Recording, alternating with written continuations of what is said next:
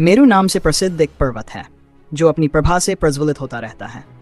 वह तेज का महान पुंज है और परम उत्तम भी। अपने अत्यंत प्रकाशमान सुवर्णमय शिखरों से वह सूर्यदेव की प्रभा को भी तिरस्कृत कर देता है।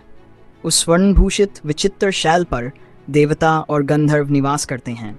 उसका कोई माप नहीं है। जिनमें पाप अधिक है वे वहाँ पैर भी नहीं रख सकते। चारों ओर भयंकर सर्प भरे पड़े हैं। दिव्य औषधियाँ उस पर्वत को और भी उज्ज्वल बनाती रहती हैं। वह महान गिरिराज अपनी ऊंचाई से स्वर्गलोक को घेर कर खड़ा है।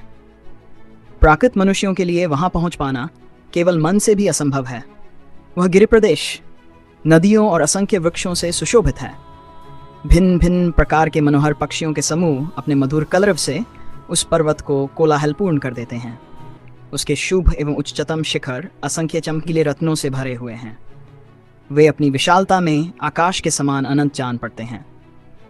समस्त महातेजस्वी देवता मेरुगिरी के शिखर पर चढ़कर एक स्थान पर बैठे। सबने मिलकर अमृत प्राप्ति के लिए उपाय सोचने लगे। वे सभी तपस्वी थे, शौच, संतोष और नियमों से संयमित। भगवान नारायण ने ब्रह्मा जी से कहा, समस्त देवता और असुर मिलकर महासागर का मंथन करें, उससे अमृत प्रकट होगा। पहले समस्त औषधियां, फिर संपूर्ण रत्न मिलेंगे और अंत में अमृत की प्राप्ति होगी। तब सभी देवता मंदराचल पर्वत को उखाड़ने के लिए उसके समीप गए। वह पर्वत में खंडों जैसे गगनचुंबी शिखरों से सज्जित था। उस पर फैली थी लताएं और भांति भांति के पक्षी मधुर स्वर में गा रहे थे। चारों ओर हिंसक जीव विचरण कर रहे थे। उसकी ऊंचाई 11,000 योजन थी। भूमिगत भाग भी उतने ही गहरे था। जब देवता उसे उखाड़ नहीं सके तब उन्होंने भगवान विष्णु और ब्रह्मा जी से कहा, आप हमें कल्याणकारी बुद्धि दीजिए। भगवान विष्णु ने कहा, तथास्तु, और नागराज अनंत को आदेश दिया। महाबली अनंत ने पर्वत को वन और जंतुओं सहित उखाड़ लिया। देवता उसे समुद्र तट पर ले गए। देवताओं ने समुद्र से कहा, हम अमृत के लिए तुम्हारा मंथन करेंगे। समुद्र बोला, यदि अमृत में मेरा भी हिस्सा रहेगा तो मैं पीड़ा सह लूंगा। इसके बाद देवताओं और असुरों ने कच्छप राज से कहा, भगवान, आप पर्वत के आधार बनिए। कच्छप राज बोले, तथास्तु, और उन्होंने पर्वत के नीचे अपनी पीठ लगा दी। फिर देवताओं और दानवों ने मंदराचल को मथानी और वासुकी नाग को रस्सी बनाकर महासागर का मंथन शुरू किया। दानवों ने नाग के मुख को पकड़ा, देवताओं ने पूंछ पकड़ी। वासुकी नाग के मुख से धुआं और आग की लपटों के साथ गर्म सांसें निकलने लगीं। वह धुआं बादल बनकर देवताओं पर वर्षा करने लगा। पर्वत के शिखर से फूलों की वर्षा होने लगी।